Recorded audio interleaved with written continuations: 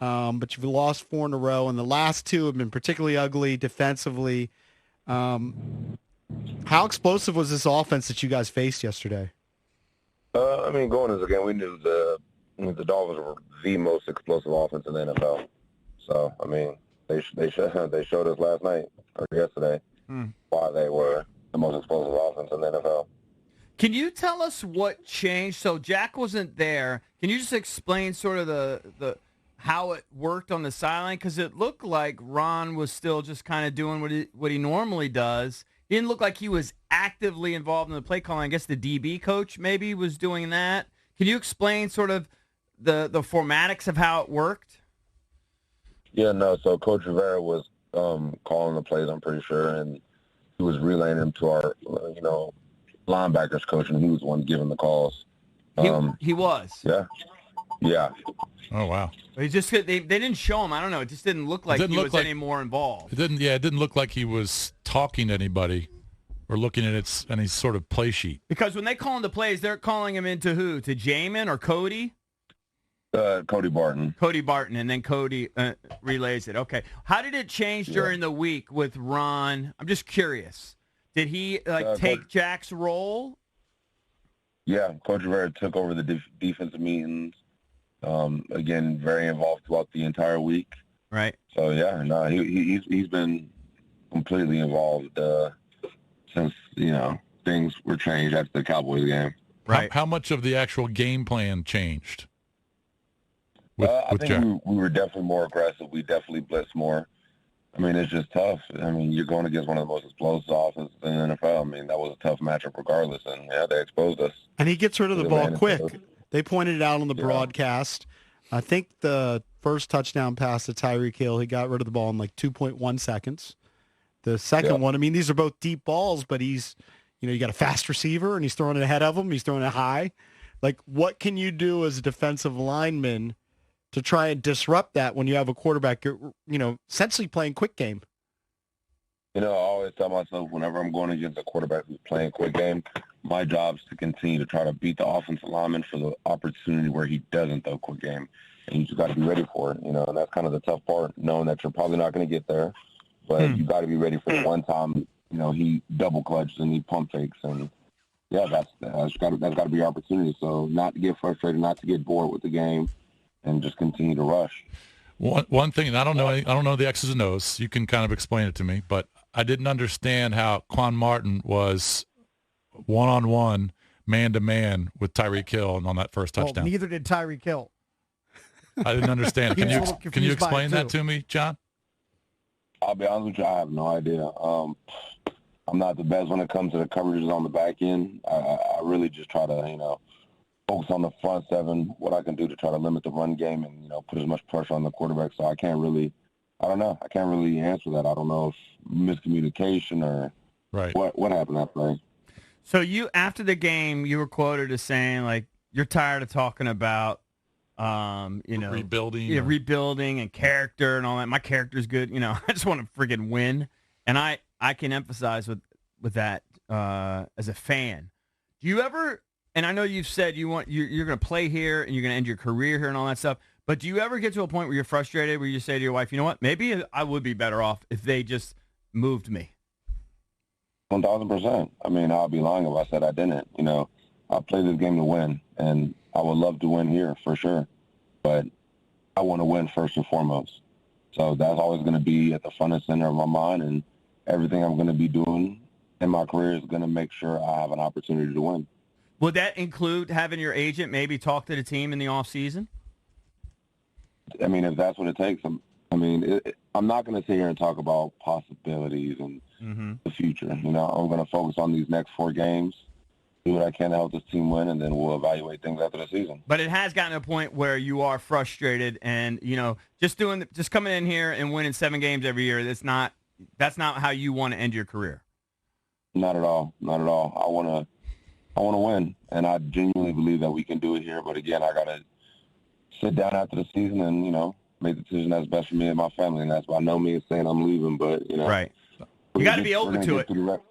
I mean, I made that point last week when I was talking to you about your high school career and your college career. All you were just used to winning championships. All I do was win. All I do is win, and then you come here and it's just kind of been a disaster. Then you see a guy like Chase who's not even playing that much, but Chase got to be so happy.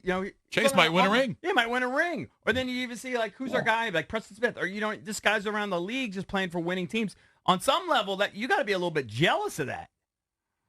No, I will say I'm not jealous because it was my decision to sign back here. You know what I mean? So I don't have buyer's remorse. Mm-hmm. So, I mean, I think I'm a firm believer of when you make a decision, you make it, and you don't look back, you move forward. And, I mean, this team, I've made 2 Pro Bowls with this team. I've signed the contract of my dream. So, I mean, to say I'm jealous would be a little bit silly on my part because I've been truly blessed in this league. Right.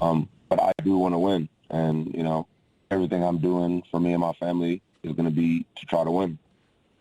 So you know there's going to be a different staff coming in, new GMs. There's going to be a lot of different minds, decision makers. I know you want to win. I know you want to win right away. But, I mean, this could be, when a whole new staff comes in, who knows what's going to happen to quarterback. I know you're a Sam Howell guy, but we have no idea if the new coach is going to or the new GM is going to love him. I mean, this could be another 3 or 4 year project, if not longer. Yeah, I mean, I will say I'm not in the business of going through another rebuild. But again, who knows what the future holds? I mean, only God knows, and I'm going to trust him. And again, I'm going to make the decision that's best for me and my family. And right now, that's doing everything I can to help this team win and finish these next 4 games out strong. How bitter were you when the Dolphins were doing the roller coaster in the end zone? I don't care about none of that. I mean, that's football. I mean, in Alabama, we were doing the same celebrations on other teams. I mean, if you don't like it, stop it. So, I mean, John, when you score a touchdown, do your dance. So go ahead. You've earned it.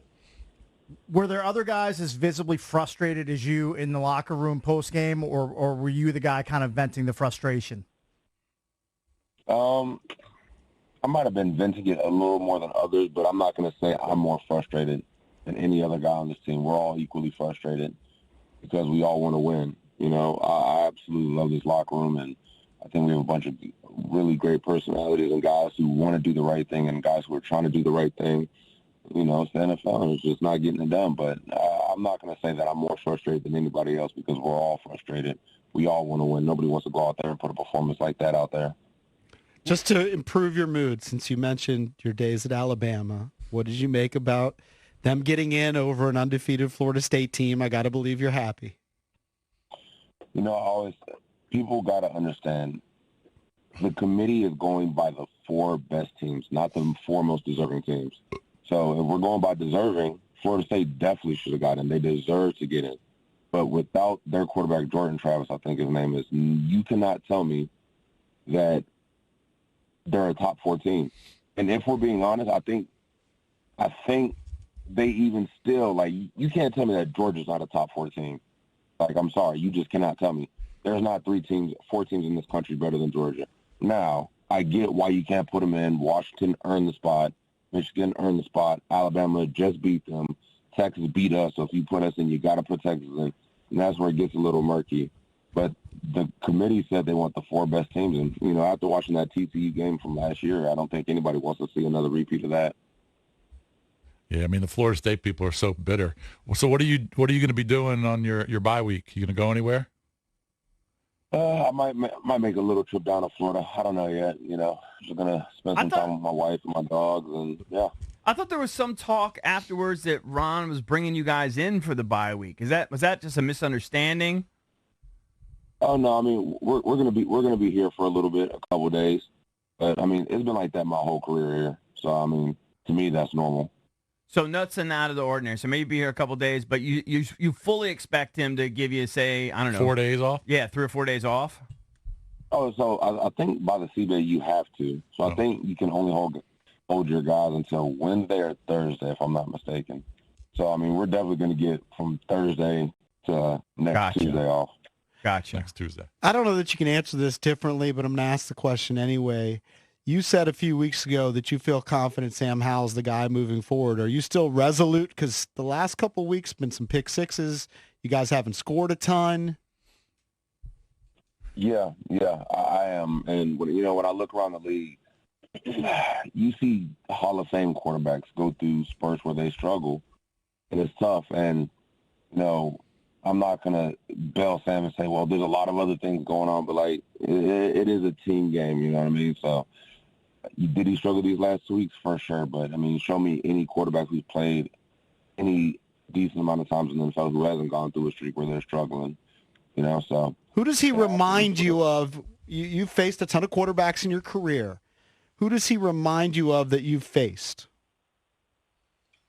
Who do you remind me of? Mentality-wise, Jalen Hurts. I feel like they have very similar mentalities. As far as who he reminds me of, it's hard to say because I feel like scheme has a big part in who he reminds me of. You know what I mean? Like, we don't really run the West Coast scheme. I don't know. It's hard to say.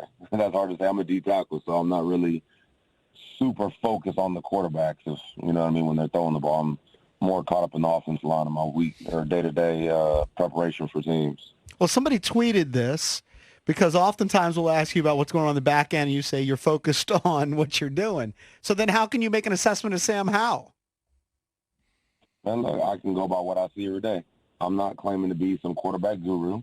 I'm not claiming to say that my opinion is right, but, that's what I'm giving, my opinion. And I've seen a lot of quarterbacks play. And obviously I can't tell you everything over the radio like we're having a closed conversation. I mean, that's just, not realistic. But based on what I've seen, now mind you, I'm a D tackle, so in my opinion, trustworthy, I mean, that's up for you to decide. But I've seen a lot of football in my lifetime, and I know that Sam Howell can play quarterback at a high level because, what people don't really understand is, people think that players in the NFL, you have good players and you have bad players. And I really don't believe there's bad players in the NFL. I think there's players who need certain opportunities to shine, and then you have players who can shine regardless of the opportunity. And in the NFL, that's why you see guys like Josh Dobbs come in and just blow up on the scene. Some certain guys just need the right opportunity to play. And, There are some bad quarterbacks. I can vouch for there are some bad quarterbacks out there, and you probably faced a few of them. I'm a firm believer of if you put those quarterbacks in the proper scheme, they can look good. I'm not going to say that not every quarterback can look great. Not every quarterback's going to look excellent. But even the quarterbacks we say are bad, if you put them in the right scheme with the right coaching and call plays designed for them specifically that play to their strong suits, I think they can look good. I truly believe that. How frustrated would Jonathan Allen be if he played on a team and you're a defensive player that allowed 10 points, 10 points, and 6 points and lost all 3 of those games? You'd definitely be frustrated, but I think it's worse to play on be a part of a team that's defense is just playing terrible, which we are right now. So, I mean, you can't really worry about the other side of the ball, as frustrating as that is. All you can, control is go out there and make sure you're playing good defense. And, I've been a part of teams where the defense is playing really well and the offense is struggling. And last year, we're doing what we got to do. We're giving ourselves opportunities to go out there and get paid and achieve things that each guy's always dreamed of. And as a defense, that's all you can do. Have you and Duran seen different looks since you guys traded away Chase and Montez? It's hard. I mean, maybe, but it's hard to say. I mean, teams usually try to nullify our defensive line when we had them, and they're doing the same thing now. So, I mean, I would really have to go back and try to break down the film between before they were traded and after they were traded, and, that's something I can't do during the season. But, I mean, definitely I'm sure we're probably getting more attention, rightfully so. But, I mean, it is what it is. That's why we get paid, right? What was Ron's demeanor in the locker room after the game? What did he say? We're all just frustrated. I mean, when you lose like that the last 2 weeks, there's really nothing else to say. In college, I can say this. I know this from experience from my kids. The college coaches sometimes go in there and they just say, we suck. You guys, we suck. We're terrible. We're not a good football team. Yeah. Whatever. Does he ever take that approach? No, because I don't really see the point of that. We're all grown men. We're all adults. You know what I mean? If that's the demeanor you want to take, so be it. But, he's not that way. He's not. No. He tries to stay positive even when you guys are at your lowest. And not like self-deprecating. Yeah, I mean, that's all you can do. Yeah. That's all you can do. I actually agree with that. Or you can just punt and quit. Like, I mean, I'm sure most guys in the NFL don't do that, but you could do that. No one's giving up those checks cakes. That's true. I don't mean quit the job. I mean just like quiet quit. Like, you're still showing up. You're kind of quiet. Just don't quitting. give 100%. Correct. Right. I'm sure some people are doing that, but at the end of the day, if someone on the team has that mentality, they probably won't make it to the NFL. Right. Because the mentality you got to have to play at a high level week in and week out and compete, it takes a different mindset that you have to go to. And to have that, if things are going bad, I'm just going to quit mentality. I never understood that because regardless of your record, you're always playing for something, whether to make Pro Bowls, to get a new contract, to make sure you have a job next Incentive year. clause. Or your pride, your professional pride. Yeah. But you're just a competitor. There's always something to play for. There will never be a situation where I don't feel like there's anything to play for. Do you get excited for the games? Because it is. Look, at the end of the day, you're playing a kid's game, right? You're playing football for a living. Like you're living a dream. It sucks to lose, but you're living the dream. Like, do you ever lose sight of that, or do you have to remind yourself? No, after every game, I pray and I thank God, for the opportunity to play this game. Because no matter how bad it is, myself 10 years ago couldn't even imagine I am where I am. So I definitely try to hold on to that gratitude. I mean, it definitely does get tough, but you just always got to remind yourself that I'm truly blessed to be where I am, and give thanks to God and praise Jesus, man. Yeah. Last thing I'll say, just to be a positive note, like looking at guys that, it's hard to find positives when you get smoked like this. But I do think like a guy like KJ Henry, he's kind of blossomed the last few weeks when given the opportunity, and he didn't really pop for some of us in the preseason and stuff. He was inactive for like the first half. Didn't play for most more. of but in the preseason, he wasn't even popping. And I didn't know if that was. He's kind of made the most of his opportunity. He was a baller in college. Yeah. What do you think? I'm telling you, man, when a player has confidence in a good opportunity, you're going to be successful as long as you've been putting in the work, you've been doing the right things. And KJ, he's playing with confidence, and he has an opportunity, and he's taking advantage of it. So I'm happy for him, man. Right. I'm really happy for him. All right, John. Well, enjoy the bye week, and we'll talk to you in a couple weeks. Get healthy. Hang in there, man. I appreciate you guys. All right. Thank you, buddy.